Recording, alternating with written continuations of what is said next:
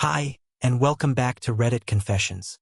Tonight's story is one of those that starts with silence. Not the peaceful kind, but the kind that rings in your ears louder than any shout ever could. There were 14 candles on the cake. 14. That's how long we've been married. 14 years. I bought the cake myself, drove across town in traffic, parked illegally, and waited in a line behind a mother juggling twins to pick up the exact kind of carrot cake Maya liked. I held the cake in one hand, lit the candles, and set it down on our dining table, where only one plate waited. Hers. The clock read 7:08 p.m. She said she'd be home by 6. I refreshed the tracking app. Her phone was downtown. Again. Near that building with the glass elevators. The same one she said belonged to her new marketing client. A startup with exciting potential. Right. At 7:16 I texted, "Still planning on dinner?" No reply. By 7:41, the candles had melted onto the frosting, and I was scraping wax off the edge of a slice I hadn't wanted to eat alone. I took a photo anyway, just to remember how stupid I looked. She finally messaged at 8:03. "Hey babe, crazy night. Last-minute team dinner. I'll make it up to you. Love you." I stared at those 3 words, team dinner again, like they were part of some inside joke I wasn't in on. I didn't reply. I just stared. 10 minutes later, the doorbell rang. It was her friend, Vanessa. She wasn't smiling. She looked at the sagging cake, the single plate, the balloons still taped to the ceiling. And then she looked at me like she'd been expecting this scene. She didn't say hello. She didn't even ask if I was okay. She walked in, closed the door, and asked quietly, "Do you know what building your wife's team dinner was in tonight?" I didn't answer. My stomach had already answered for me. She walked to the table, took out her phone, and slid it across to me. A photo. One blurry, grainy frame. A rooftop bar. Maya. Sitting too close to someone with a jawline I didn't recognize. Laughing like she used to with me. Not a group. Not a team. Just 2 glasses. 2 people. And then Vanessa, in the softest voice I've ever heard her use, said, "I didn't want you to see it like this, but you needed to." The house felt colder than it should have. So that's how my birthday ended. Not with a surprise party or a romantic dinner, but with my wife missing, my heart sinking, and her best friend sitting across from me at the table, taking the first bite of a cake no one else came home for. I didn't touch the cake after that. It just sat there like a forgotten monument to someone who never showed up. Vanessa didn't say much either. She just sat across from me, occasionally glancing at her phone, but never texting. I could tell there was more she wanted to say. You can always feel that heaviness in the air when someone's holding something back. But for some reason, she wasn't ready. Or maybe I wasn't. Eventually, I broke the silence. "So how long have you known?" She didn't answer right away. She folded the napkin in front of her 3 times before speaking. "I don't know exactly. I suspected. Weeks ago. Maybe longer." She looked up at me then. "You didn't." Of course I had. That's the worst part. You always know. Deep down. But you convince yourself otherwise because the truth feels like it'll rip you in half. I leaned back, exhaling so hard it hurt. "Who is he?" Vanessa shook her head. "I'm not sure. All I know is he's not from work. At least not the company she claims to be going to meetings with." She paused. "You've seen the building, right? That place downtown? The one with the glass elevators?" "Yeah," I said quietly. "The one she says belongs to her marketing client." Vanessa gave a hollow laugh. "Lowell, that building's mostly high-end condos. And a rooftop bar. No offices." The words hit harder than they should have. I'd believed the lie because I wanted to, not because it was convincing. "She told me you were getting distant," Vanessa added, her voice low. "She said you didn't try anymore, that you'd stopped being romantic." I stared at her, baffled. "I planned this birthday. I booked the place we got engaged at. I bought a cake. I tied balloons. What the hell does she want me to do? Serenade her on the freeway?" "I know," she whispered. "I know." And then she reached into her bag and pulled out an envelope. I wasn't sure if I should show you this, but I can't keep lying for her. Inside was a folded sheet of paper. Printed, not handwritten. A spa receipt. From 2 weekends ago.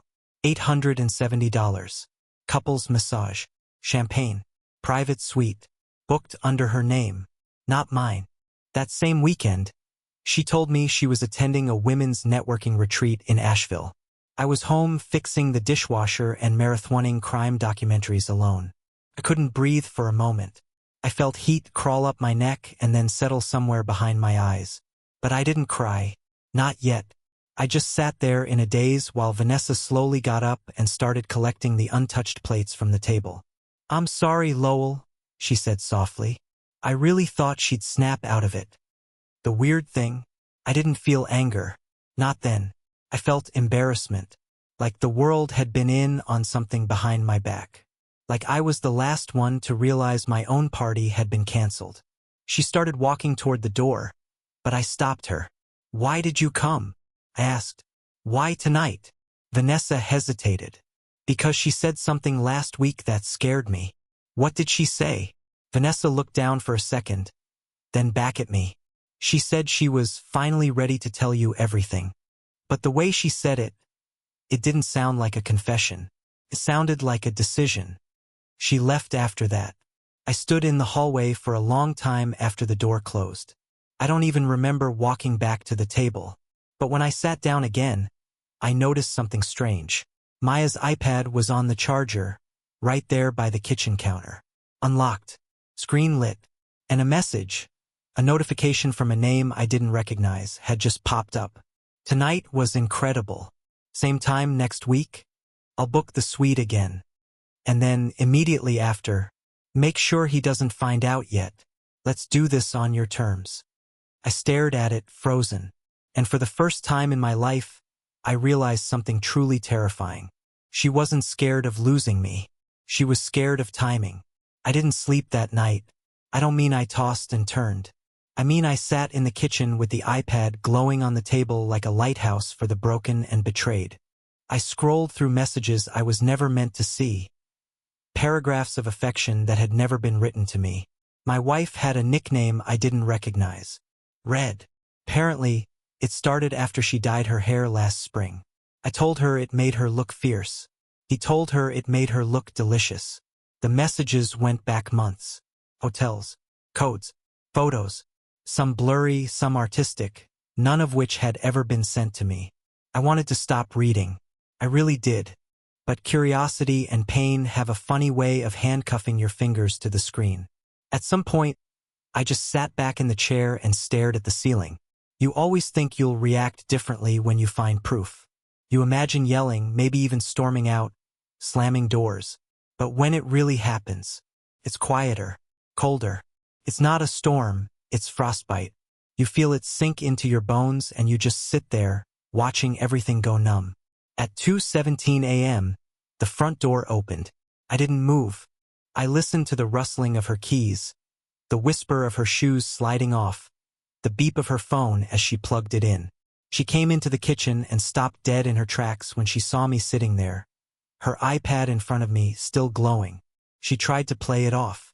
"Babe, you scared me," she said, trying to give me a quick kiss on the cheek like everything was normal. I didn't speak. I just looked at her. Looked at the woman who used to fall asleep on my shoulder during movies. The woman who once cried because I surprised her with a handwritten letter on our 5th anniversary. Now she was standing there with perfume I didn't recognize and lipstick smudged in a way that didn't happen from dinner conversation. I finally asked, "Did you have fun at your team dinner?" She blinked, froze. That's when it hit her. The iPad. Her eyes dropped to it. And then she laughed. Actually laughed. Not nervously. Not guiltily. It was sharp. Almost cruel.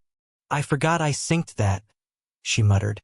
That's when I knew I wasn't dealing with someone who felt guilty. I was dealing with someone who had already moved on emotionally and was simply waiting for me to catch up. "Maya," I said, my voice trembling, "how long have you been planning this?" She tilted her head. "Planning what?" "All of it," I said. "The dinners, the lies, the fake retreats." The part where I get slowly pushed out of my own marriage without even getting the courtesy of an actual breakup. She crossed her arms. You're being dramatic. I'm being left. I snapped. That's not dramatic, that's math. She sighed, like I was a child interrupting her study time. Lowell, I didn't plan anything. It just happened. He made me feel alive. Something I hadn't felt in a long time. I laughed bitterly. Alive? What was I, CPR practice? She rolled her eyes. This is exactly why I didn't tell you. You turn everything into a guilt trip. You're so wrapped up in your feelings you can't see mine. I wanted to scream.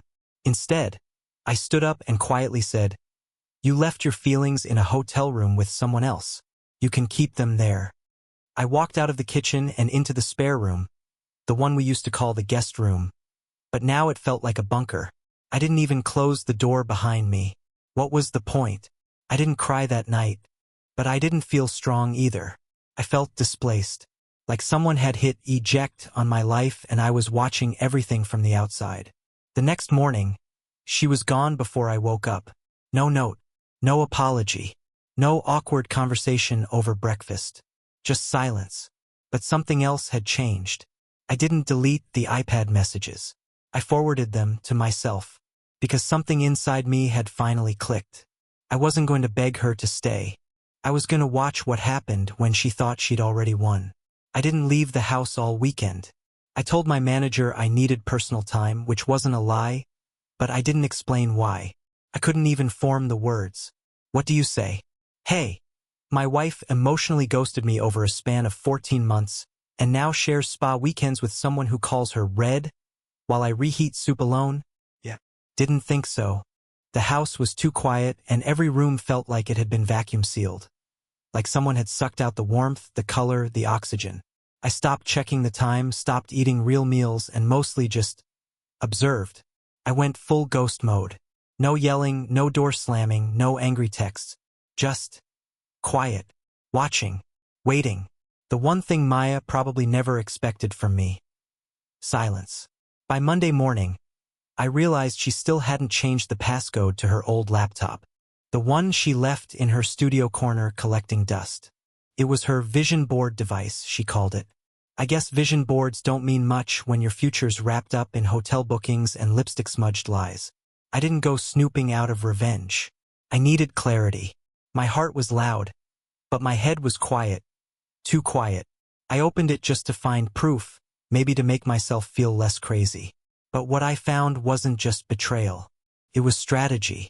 There was a folder on the desktop titled Red Plan. No password. Just sitting there like a trap waiting for a curious mouse. I clicked it open and froze. Inside were several documents, screenshots of our joint bank accounts, budget plans labeled independent relocation, even a draft of a lease application for a luxury apartment uptown, with only her name on it. I kept scrolling. There was a spreadsheet with dates and annotations. Phase 1, emotional disconnect. Phase 2, financial untethering. Phase 3, confrontation window, avoidance preferred. I wasn't reading a diary. I was reading instructions. Like I had been part of a long-term transition plan she was orchestrating while I was still trying to surprise her with birthday cupcakes and anniversaries at the same Olive Garden where we had our first fight over pasta. I opened one final file. It was titled, What to Say When He Finds Out. It was a list of prepared lines. All too familiar. It wasn't planned. I didn't want to hurt you. You've changed. This is just who I am now. The one she actually used wasn't even her own. It was rehearsed. I shut the laptop. My hands were shaking. Not with rage, with disbelief. I had been living beside someone who was preparing to erase me piece by piece. Legally, emotionally, financially. I had to remind myself to breathe. That evening, she came home like nothing happened. She said she was tired from the gym, which was new, since Maya hadn't stepped into a gym since 2021, unless you count taking selfies in yoga pants at Starbucks. She didn't ask where I'd been. She didn't even notice that her laptop was no longer gathering dust. That's when I realized she had underestimated me in the most brutal way possible. She thought I would never check. She thought I was too soft, too loyal. To Lowell. She poured herself a glass of wine and turned on one of those reality shows she always said she hated but secretly watched when she thought I wasn't paying attention. And I watched her from the hallway, silent, processing. I wasn't going to yell. I wasn't going to cry. I was going to become the one thing she never prepared for. Calculated. You know what happens when you stop trying to be seen? You start noticing everything. I stopped asking Maya questions. I stopped initiating conversations. I stopped leaving the porch light on when she came home late. And that's when the real show began. Like clockwork, the more silent I became, the more careless she got. It was like she needed my attention to calibrate her lies, and now that I wasn't giving her that, she started slipping. I wasn't angry, not even numb anymore. I was outside, floating somewhere above the house, watching two people live under the same roof like strangers wearing wedding bands out of habit. But I wasn't idle. I took photos of receipts she tossed in the trash without shredding. Screenshotted calendar events she forgot to lock behind passcodes. Installed a silent keystroke logger on the MacBook she thought I hadn't touched since 2022. I wasn't doing it for revenge. Not yet. I was doing it for clarity. For once, I wanted truth. Not filtered through her tone. Not buried in emotional fog. Just raw, awful, unfiltered truth. And that's how I found him. His name was Grayson. Of course it was. The kind of name that sounded like a background character in a movie who shows up in a tailored coat and ruins everything. He wasn't some mysterious stranger. He was a former client. One I vaguely remembered, tall, charming. Some kind of tech consultant who once asked me if I knew any good places for martinis downtown. I thought he was just being polite. Turns out he was interviewing my wife. He sent her messages at odd hours. Some flirty, some shockingly mundane. They planned trips, argued about which hotels had better sheets, joked about how dense I must be to still believe her team worked late every Friday. My name came up often, never with venom but always as an obstacle. Something to step around.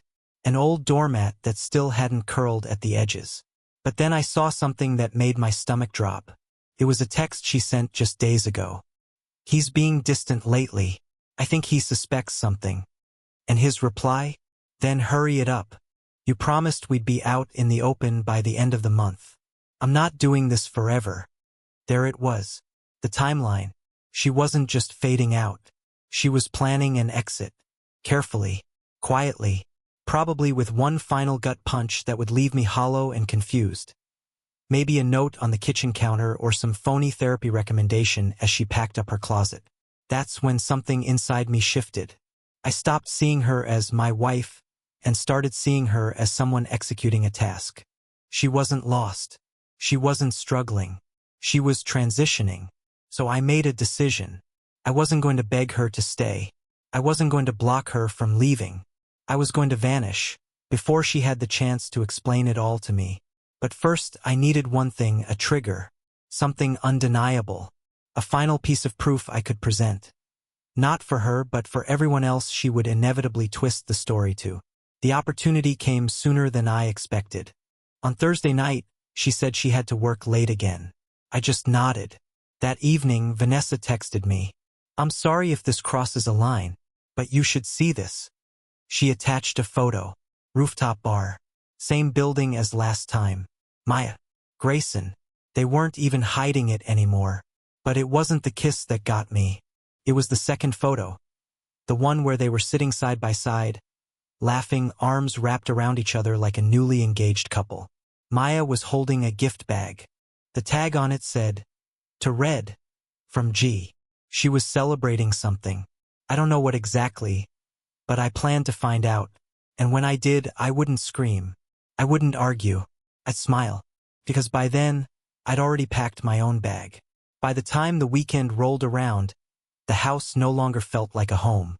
It felt like a waiting room. Somewhere cold, quiet, and temporary. I had already moved the essentials to my friend Ezra's place across town. Ezra was one of the few people I trusted enough not to ask questions. He offered his couch. I took the guest room. It had a drafty window and a weird humming noise at night, but it had something Maya's house didn't anymore: peace. That Friday, I woke up early, drove to the house, and started preparing for my exit. Not a dramatic one.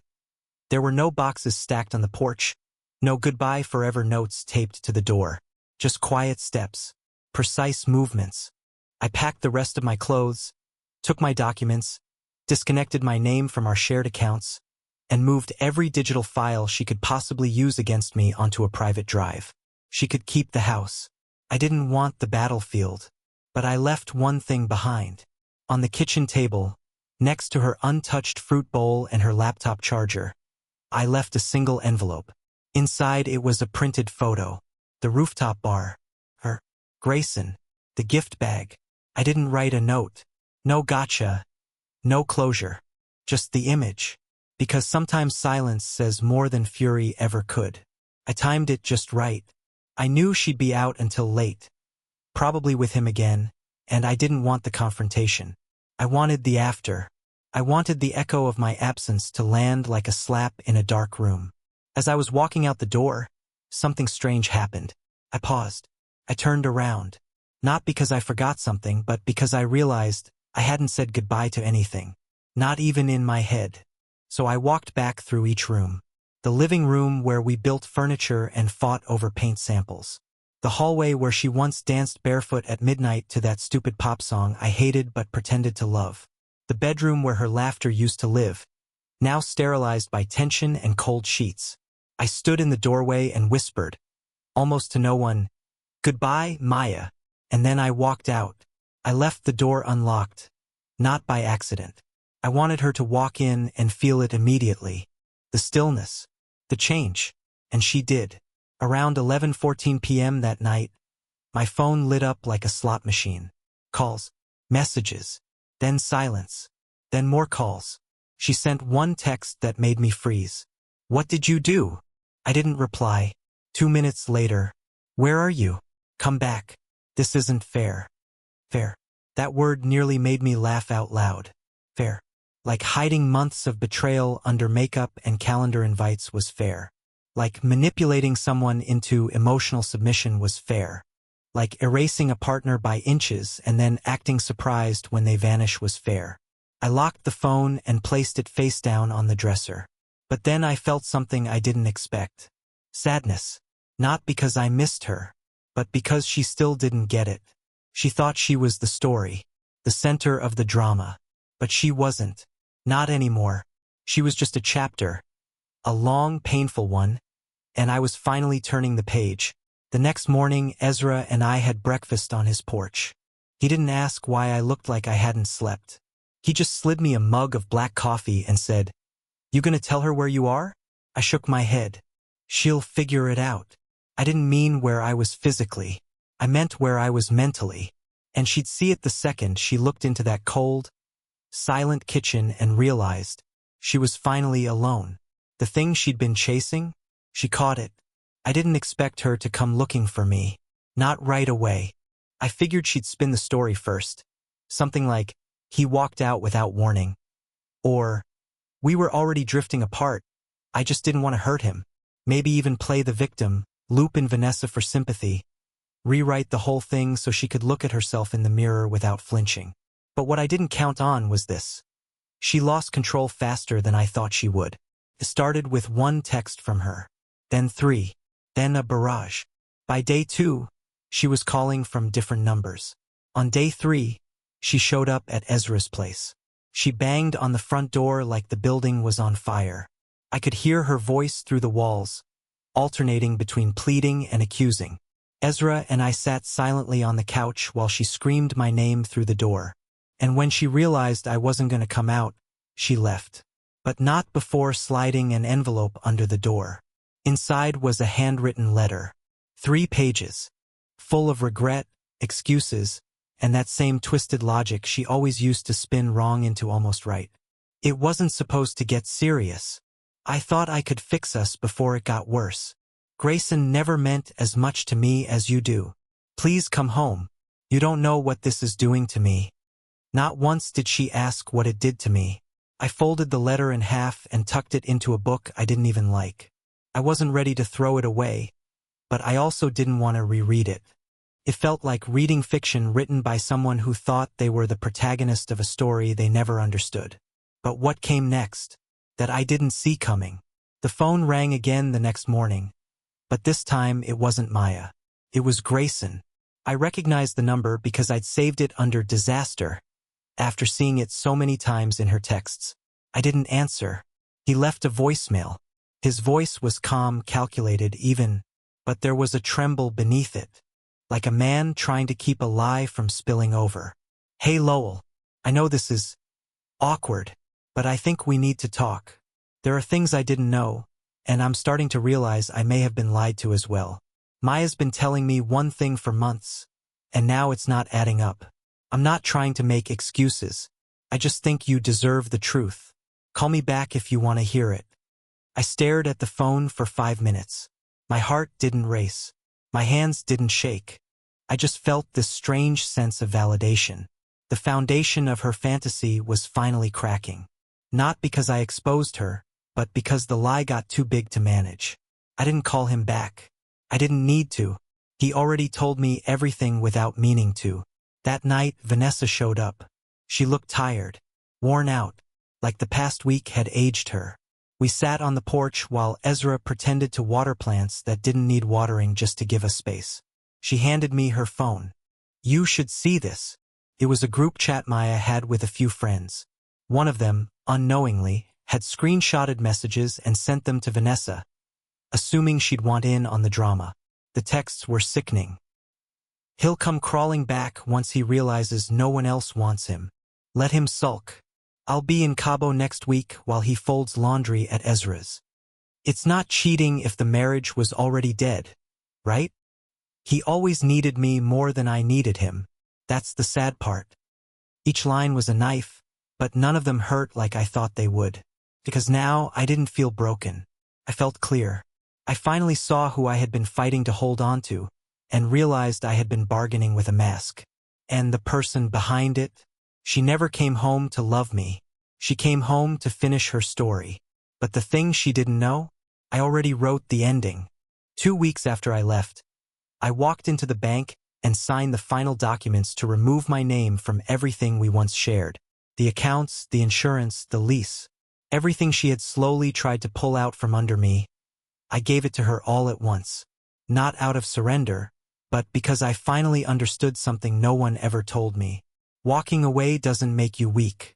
Holding on does. I didn't file anything public. I didn't post on social media. I didn't rant to mutual friends or beg for sympathy. I simply disconnected. Quietly. Completely. Grayson tried calling me again. Twice. I never answered. I didn't need his confession. I didn't need closure from the man who helped gut my marriage like it was disposable. He'd already gotten his prize, and now he could keep it. The version of Maya he thought he was getting? It would unravel on its own. That wasn't my responsibility anymore. And Maya? She texted one last time. Just 3 words. I was wrong. No punctuation. No elaboration. I didn't reply. Not out of spite, but because I had nothing left to say to a ghost. Her words came too late, like someone apologizing after setting the fire and walking away from the ashes. Vanessa and I kept in touch. And I'll be honest, there were days I wondered what it would look like to rebuild something new with someone who had seen all the worst of me and didn't run. But right now, I'm learning to enjoy mornings again. I drink coffee without looking over my shoulder. I go on walks without checking my phone. I'm not healed, not entirely, but I'm healing. And that's more than I ever thought possible. I tell this story not to paint myself as a victim, but to remind someone out there, maybe you, that sometimes losing what you thought was love is how you finally learn to love yourself. And if you're still holding on to someone who's already planning their escape, I hope you find the strength to unlock the door before they do. Thank you for listening. Now it's your turn. What was the most shocking moment in this story for you? Have you ever been in a situation where silence said more than words? Drop your thoughts in the comments. We read everyone. And if you want more real stories like this, make sure to subscribe to Reddit Confessions, where every week we bring you the moments people never thought they'd share, but did. Until next time, take care of yourself. Truly.